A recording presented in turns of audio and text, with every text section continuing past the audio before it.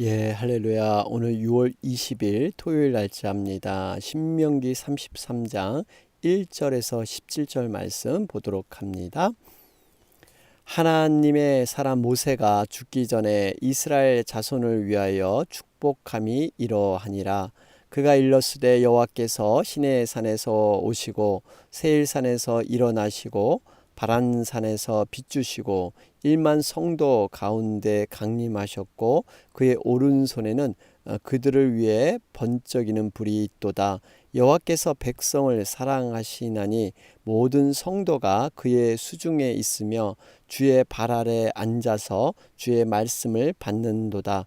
모세가 우리에게 율법을 명령하였으니 곧 야곱의 총회의 기업이로다.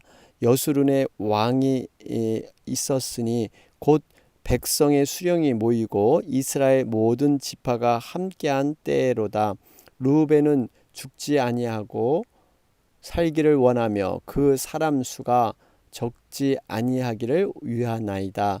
유다에 대한 축복은 이러하니라. 일러스되 여호와여 유다의 음성을 들으시고 그의 백성에게로 인도하시오며 그의 손으로 자기를 위하여 싸우게 하시고 주께서 도우사 그가 그 대적을 치게 하시기를 원하나이다. 레위에 대하여는 일러스되 주의 둔민과 우림이 주의 경건한 자에게 있도다. 주께서 그를 마사에서 시험하시고 무리바 물가에서 그와 다투셨도다. 그는 그의 부모에게 대하여 이르기를 내가 그들을 보지 못하였다 하며 그의 형제들을 인정하지 아니하며 그의 자녀를 알지 아니한 것은 주의 말씀을 준행하고 주의 언약을 지킴으로 말미암음이로다. 주의 법도를 야곱에게 주의 율법을 이스라엘에게 가르치며 주 앞에 분향하고 온전한 번제를 주의 제단 위에 드리리로다. 여호와여 그의 재산을 풍족하게 하시고 그의 손에 일을 받으소서. 그를 대적하여 일어나는 자와 미워하는 자의 허리를 꺾으사 다시 일어나지 못하게 하옵소서. 베냐민에 대하여는 일렀으되 여호와의 사랑을 입은 자는 그 곁에 안전히 살리로다. 여호와께서 그를 날이 마치도록 보호하시고 그를 자기 어깨 사이에 있게 하시리로다. 요셉에 대하여는 일렀으되 원하건대 그 땅이 여호와께 복을 받아 하늘의 보물인 이슬과 땅 아래에 저장한 물과 태양이 결실하게 하는 선물과 태음이 자라게 하는 선물과 옛 산의 좋은 산물과 영원한 작은 언덕의 선물과 땅의 선물과 거기 충만한 것과 가시떨기 가운데 계시던 이의 은혜로 말미암아 복이 요셉의 머리에 그의 형제 중 구별자의 정수리에 임할지로다. 그는 첫 수송아지 같이 위엄이 있으니 그 뿔이 들소의 뿔 같도다. 이것으로 민족들을 받아 땅끝까지 이르르니 곧 에브라임 자손은 만만이요 므낫세의 자손은 천천이리로다. 아멘. 예, 우리가 신명기는 34장으로 이렇게 마감이 되고요. 우리 화요일부터 시편 127편 이렇게 묵상할 예정에 있습니다. 여러분 계속해서 우리가 이제 모세가 죽기 전에 유언적으로 남겼던 그런 말씀들, 경고의 그러한 예고의 말씀들을 우리가 살펴보고 있습니다. 오늘 1절 말씀을 보니까요. 특별히 하나님의 사람 모세가 죽기 전에, 여러분 죽기 전에 이 죽음 앞에 있는 그러한 모세의 삶, 사실 어떻게 보면 여러 가지로 희비가 교차하는 시간이죠. 자기를 임종 앞에 두고 과연 어떤 일을 해야 되고 어떠한 삶을 마감해야 될 것인가. 여러분 그런데 모세는 무엇보다도 이 죽기 전까지도 자기의 사명을 충실하게 감당했던 것을 볼 수가 있습니다. 이스라엘 자손을 위하여 축복함이었더라. 여러분 축복한다는 거 사실 이 성도에게 주신 놀라운 하나님의 특권이죠. 우리가 복을 빌어줄 수가 있습니다. 이러한 축복권을 우리가 잘 사용해야 돼요. 그래서 서로 간에 복을 빌어주고 기도하는 것 너무 중요합니다. 바울은 이 모세와 비슷한 인생을 살았죠. 내가 선한 싸움을 싸우고 나의 달려갈 길을 마치고 믿음을 끝까지 지키고 또 표대를 향해 끝없이 달려가는 바울. 어떻게 보면 또 이 모습이 예수님의 모습과 비슷합니다. 예수님께서도 십자가에 달리시기 전날 밤까지도 이 제자들을 사랑하시되 죽기까지 끝까지 사랑하셨습니다. 우리가 정말 이 표대를 향해 달려가는 것 끝까지 믿음을 우리가 이루었다고 충만하다고 그냥 주저앉을 것이 아니라 항상 하나님에 대한 갈급한 마음, 여러분 이것이 결국 우리의 영혼을 살리는 그러한 길이 되는 줄로 믿습니다. 그러면서 이 그 3절 말씀을 보면요, 여호와께서 백성을 사랑하시나니 모든 성도가 그의 수중에 있으며. 여러분 분명히 하나님께서는 하나님의 백성, 하나님의 자녀를 극진히 사랑하십니다. 그러면서 그의 수중에 있다는 것은요, 이 소유하고 있다는 거예요. 그러니까 성도들은 만민 중에서 구별돼서 하나님의 소유된 그러한 자들인 줄로 믿습니다. 여러분 소유한다는 것은 책임진다는 거예요. 누가 이 소유물을 함부로 건드리지 못하고 이 소유물을 정말 안전하고 모든 것을 확실하게 책임지는, 여러분 그래서 하나님께서는 정말 이 아무도 우리를 손대지 못하도록, 이분 사단이라도 마귀라도 손대지 못하도록 하죠. 요한복음 10장 29절입니다. 저희를 주신 내 아버지는 만유보다 크심에 아무도 아버지 손에서 빼앗을 수 없느니라. 여러분 이 세상은 끊임없이 위험하죠. 세상에 속하지 않고 하나님께 속함으로 이 마귀가 가능한 한 모든 수단을 간구해서 우리로 하여금 하나님과 우리의 관계를 끊어버리려고, 그래서 믿음을 저버리게 하려고 안간 힘을 씁니다. 이것을 우리가 두려워할 필요가 없다는 거예요. 우리 주님은 피난처가 견고하게 서시며 전능하신 하나님이 항상 함께 하신다는 겁니다. 그 좋은 예가 바로 사울이 왕이었잖아요. 그 모든 권력과 모든 그러한 많은 신하들을 거느림에도 불구하고 다윗을 죽이고자 많은 추적을 하고 많은 시도를 해봤지만 결국 실패하게 되고요. 오히려 다윗보다 먼저 죽음을 맞이하게 됩니다. 여러분 이걸 보면 하나님께서 얼마나 하나님의 사람을 지키시고 보호하시는가. 또 하나 우리가 아합과 이세벨도 마찬가지예요. 엘리야를 죽이고자 얼마나 많은 노력을 기울였습니까? 그런데 뜻을 이루지 못했습니다. 바로 하나님의 보호 아래 있기 때문에 여러분 이 놀라운 일들 우리가 보지 않습니까?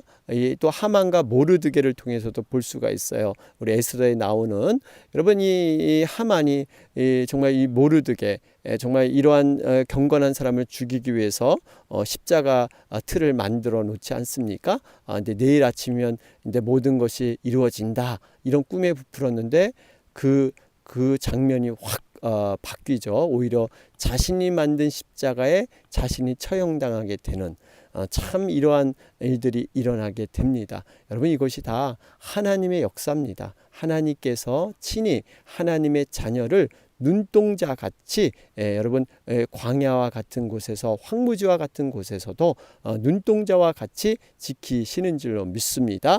내가 사망의 음침한 골짜기로 다닐지라도 해를 두려워하지 않을 것은 주께서 나와 함께 하심이라. 여러분 분명히 주님은 우리와 함께 하실 줄로 믿습니다. 그러면서 여러분 여기 보면은 하나님의 말씀을 받는 것은요 성도의 특권입니다. 모든 성도가 그의 수중에 있으며 또 주의 발 아래에 앉아서 주의 말씀을 받는다 그래요. 주의 말씀을, 여러분 정말 이 하나님의 말씀을 받는다는 것, 여러분 이거 특권이고 축복이에요. 여러분 이것이 아무나에게 주어지는 것이 아니죠. 여러분 십계명도 사실 하나님께서 이렇게 기록해서 이스라엘 백성에게 주었다는 것은요, 이건 굉장한 축복이고 은혜입니다. 이게 하나님께서 구체적으로 이제 문자를 통해서 하나님의 뜻을 분명하게 알려주신다. 그동안 어떤 사람을 통해서 구름이나 자연 어떤 그런 자연을 통해서 이렇게 알려졌는데 이것은 희미하고 모호할 수 있는데요. 명확하게 내 자신을 그 뜻을 하나님께서 이렇게 십계명에 밝히신 거예요. 그래서 말씀을 듣고 말씀을 받는다는 것, 여러분 이것은 축복인 줄로 믿습니다. 우리 마음밭을 그래서요 항상 좋은 마음밭으로 가져야 됩니다. 여러분 이 씨앗은 동일한 씨앗이고 동일하게 정말 효과 있는 그러한 생명의 씨앗이죠. 그런데 우리 밭이 문제예요. 우리 마음이 문제예요. 길가의 밭, 정말 돌짝밭의 밭, 가시덤불의 그러한 모습, 또 좋은 밭, 좋은 땅. 여러분 우리가 좋은 땅은 뭡니까? 착하고 좋은 마음으로 말씀을 듣고 지키어 인내로 결실하느니라. 여러분 말씀을 듣고 지키어서 인내로 결실하는 것, 이것이 좋은 그러한 마음의 밭인 줄로 믿습니다. 그래서 우리가 하나님의 말씀 앞에는 우리가 누구나 부동 자세, 차려 자세로 그 말씀 들어야 합니다. 하나님 말씀하옵소서 내가 듣겠나이다. 여러분 이런 자세, 이럴 때 하나님께서 정말 듣고자 하는 자에게 들을 귀를 주십니다. 여러분 이것을 사모하면서 나아가시기를 바랍니다. 자, 그러면서 이제는 이 모세가 이제 각 지파에 대한 이런 축복을 이렇게 기도하는 예언의 기도가 있죠. 여기 보면 첫 번째가 루벤. 여러분 루벤에 대한 6절의 말씀이 나오죠. 루벤은 죽지 아니하고 살기를 원하며 그 사람 수가 적지 아니하기를 원하나이다. 사실 루벤은요 장자였습니다. 자격을 상실하는 이러한 사건이 있었죠. 그런데 그럼에도 불구하고 이 루벤의 자손들이 죽지 않고 살기를 간절히 기도하고 있습니다. 루벤 지파가 잘 보존되기를, 그래서 그 사람 수가 적지 아니하기를 원하나이다. 그렇죠? 여러분 이런 모습 어떻게 보면 교회에 향한 그러한 뜻으로 우리가 또 적용해 볼 수도 있습니다. 여러분 교회는요 이 구원받는 이 사람의 수가 계속 이렇게 줄지 않도록 구원받는 사람의 수, 여러분 이것을 우리가 잘 의미하면서 생명을 살리는 곳이 교회입니다. 우리가 이를 위해서 끊임없이 기도하면서 우리가 준비되어야 한다는 것입니다. 너희는 온 처에 다니며 만민에게 복음을 전파하라. 여러분 이 복음 전파, 영혼 구원이 하나님 나라를 확장하는 수단이지 않습니까? 많은 사람들이 성령하면 어떤 개인적인 특별한 신비한 은사를 떠올리는데요. 하나님께서 우리에게 성령을 주신 가장 중요한 목적은 복음을 전하기 위해서입니다. 영혼을 살리기 위해서요. 오직 성령이 너에게 임하시면 너희가 권능을 받고 예루살렘과 온 유대와 사마리아 땅끝까지 이르러 내 증인이 되리라. 여러분 성령이 오심으로 말미암아 예루살렘의 마가의 다락방이 성령으로 충만케 되고요. 하나님의 임재의 성령의 임재를 경험한 후에 비로소 교회가 생기기 시작했습니다. 그러니까 교회에 탄생한 이유는요 성령 충만으로 그렇게 성령이 시작을 하셨는데, 성령이 이 땅 가운데 하시고자 하는 것은 바로 복음 전파, 영혼 구원이 성령의 간절한 그런 소원이다 하는 것을 보게 됩니다. 그렇기 때문에 우리가 교회를 위해서 간절히 기도하실 때요 우리가 구원받는 그러한 정말 이 영혼들이 계속 교회를 통해서 일어날 수 있도록 위해서 여러분 기도해야 될 줄로 믿습니다. 그러면서 7절에 유다에 대한 축복이 나오죠. 여호와여 유다의 음성을 들으시고 그의 백성에게 인도하시며 그의 손으로 자기를 위하여 싸우게 하시고 주께서 도우사 그가 그 대적을 치게 하시기를 원하나이다. 여러분 유다 하면 먼저 떠오르는 것이 바로 이 유다는 이 왕족의 그런 모습을 우리는 볼 수가 있습니다. 여러분 이 하나님과의 그러한 모습 속에서 어떻게 이스라엘 왕들이 이렇게 세워졌는가? 여러분 그래서 이렇게 보면은 다 싸우게 하고 그 대적을 치게 한다. 여러분, 이것은 우리에게 믿음의 싸움입니다. 선한 싸움. 이것은 어떤 재미로 놀이로 하는 것이 아니죠. 반드시 승리해야 될 싸움, 인생의 성패가 달려있는 싸움, 그 싸움을 우리가 영적 싸움을 이겨나가는 것, 바로 예수님을 대장 삼아서 그분만을 의지하고 나갈 때 우리가 온전히 서게 될 줄로 믿습니다. 그러면서 모세는요, 하나님이 유다의 음성을 들으시길 간절히 간구하면서 하나님께서 그들의 음성을 들으신다. 그렇죠? 유다의 음성을 들으시고, 그렇죠? 여러분, 이 유다의 음성을 듣는다는 것은요, 그만큼 하나님 앞에 경건한 자들, 정말 믿음으로 기도하는 자들을 하나님께서 그 기도를 들어주실 줄로 믿습니다. 하나님과의 관계가 무너지면 여러분, 그 기도가 점점 효력이 없어지죠. 이사야 1장 15절에 너희가 손을 펼 때에 내가 눈을 가리우고 너희가 많이 기도할지라도 내가 듣지 아니하리라. 여러분, 이 말씀이에요. 그래서 결국 수도꼭지를 틀어도 물이 안 나오는 경우는요, 수도관이 막히거나 끊어졌다는 겁니다. 그러니까 아무리 부르짖어도 응답이 되지 않는 거예요. 예수님께서도 말씀하셨죠. 너희가 내 안에 거하고 내 말이 너희 안에 거하면 무엇이든지 원하는 대로 구하라. 그리하면 이루리라. 여러분, 무엇이든지 구하면 주신다고 하는데 그 전제 조건이 너희가 내 안에 거하고 내 말이 너희 안에 거할 때, 무슨 의미예요? 하나님과의 아무런 막힘없는 그러한 관계, 정말 믿음의 관계, 신뢰의 관계가 성립됐을 때 비로소 기도의 응답의 원리가 나타난다는 거예요. 여러분, 하나님과의 관계를 막는 것은 죄입니다. 그 죄를 우리가 저지르지 않고 온전히 하나님 앞에 섰을 때를 얘기하고 있습니다. 여러분, 아무쪼록 정말 우리의 기도, 유다가 기도할 때 들으신 것처럼 우리가 기도할 때 하나님과의 막힘없는 그러한 교제가 일어나는 귀한 기도의 능력이 우리에게 나타나기를 바랍니다. 자, 그러면서 레위에 대한 얘기를 하고 있죠. 여러분, 이 레위 족속은요, 여기 보면 마사에서 시험하시고 무리바 물가에서 그와 다투셨도다. 여러분, 마사에서는 이 모세와 아론이 사실 레위 지파의 포함이 되는데요.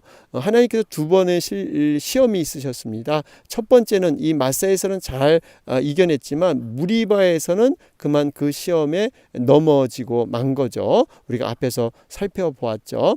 여러분, 이 레위 지파, 그런데 하나님이 시험하시는 이유는요, 단순히 유혹이 아니라 믿음의 정도를, 또 믿음의 어떠한 연단을 통해서 하나님께서 다시 성장시키기 위한, 하나님께서 그 자녀를 기르시는 방법 중에 하나이기도 합니다.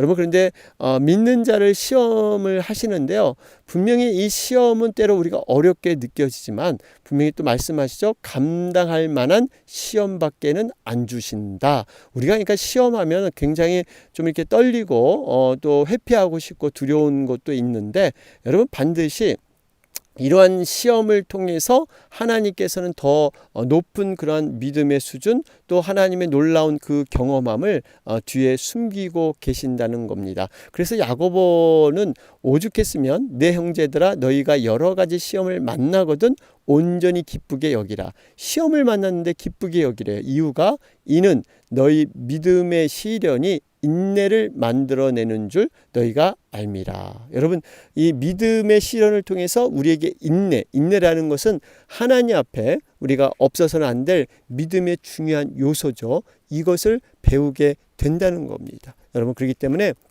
우리가 어떠한 시험도 능히 감당하게 될 줄로 믿습니다. 그러면서 이제 레위를 통해서, 레위 지파를 통해서 주시는 그러한 말씀들을 우리가 적용해 볼 수가 있습니다. 레위를 통해서 주시는 그러한 교훈이 뭘까요? 우리 9절 말씀을 보니까 내가 그들을 보지 못하였다 하며 그의 형제들을 인정하지 아니하며, 그렇죠?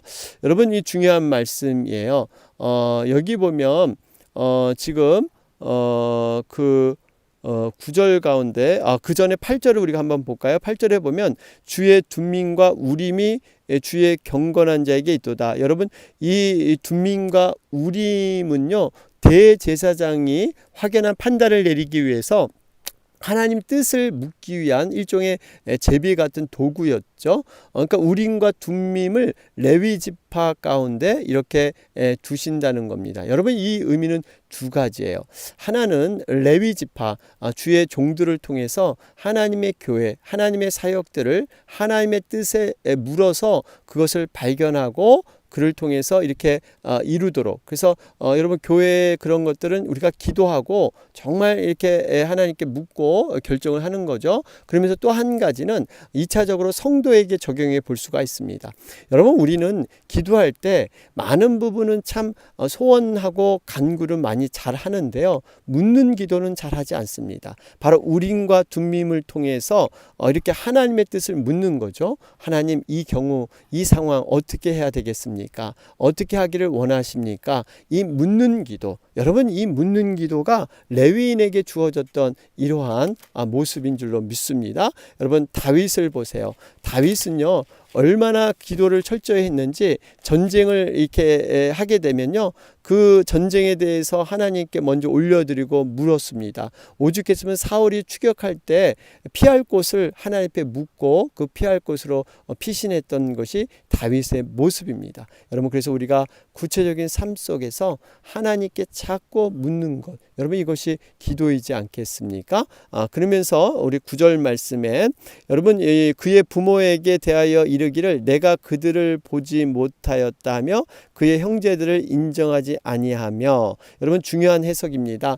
여러분, 여기 보면 지금 여기 그 부모에 대해서 보지 못했다, 그리고 형제들을 인정하지 아니했다. 지금 레위 지파에게 주시는 말씀이죠. 여러분, 요 사건이 배경이 있습니다. 요 사건이 뭐냐면 바로 금송아지 사건. 아론이 당시 레위 지파에 속했는데 그 당시 우상 숭배를 빠지잖아요. 모세가 십계명을 받으러 갔을 때 아래에서는 금송아지, 눈에 보이는 하나님을 만들어 달라 그러니까 금송아지로 이렇게 숭배했던 이 모습.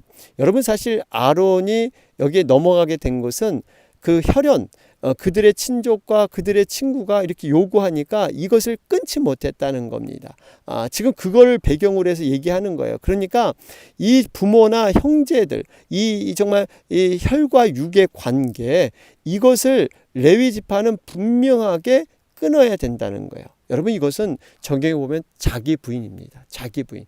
우리가 영적 세계, 믿음의 세계와 어떤 이러한 그 혈과 육의 세계, 특별히 자기의 어떤 중심적인 사상, 자기 중심적인 생각, 이런 것들을 부인해야 된다는 거예요. 그래야만 하나님의 온전하신 구별된 그러한 백성으로 살아가게 될 줄로 믿습니다. 예수님도 분명히 첫째 조건이 자기를 부인하고 자기 십자가를 지고 나를 쫓아오라 그러죠. 자기를 먼저 부인하는 것, 이것이 바로 레위 지파에게 요구되는 그러한 모습이고, 또 이것을 통해서 하나님은 복을 주신다고 말씀하고 계십니다. 자, 그러면서 10절에 여기 보니까 이 주의 율법을 이스라엘에게 가르치며 주 앞에 분향하고 온전한 번제를 주의 제단 위에 드리라. 여기 보면 가르치고 제사 지내는 것, 가르치고 예배하는 것, 이것이 바로 레위 지파의 직분이었죠. 이게 바로 또